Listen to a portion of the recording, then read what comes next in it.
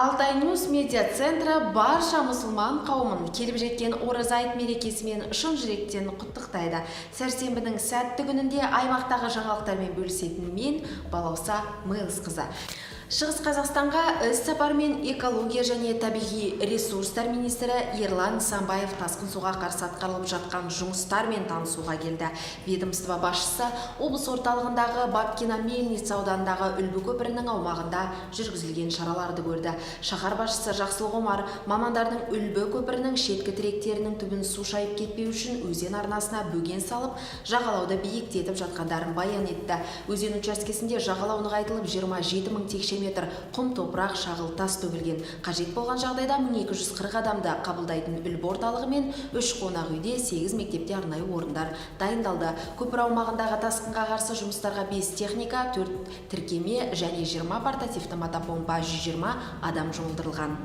Алтай ауданындағы Зубовск кентінде екі үйдің ауласын су басты.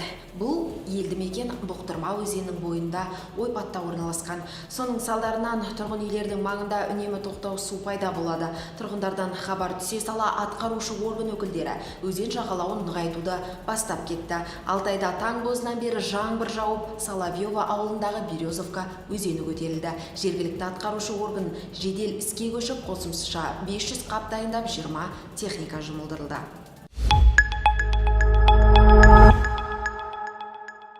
Шығыстағы Қызыл Ту өткелінде бүгіннен бастап паром қозғалысы қайта жанданады. Жұмыс кестесін назарларыңызға ұсынамыз.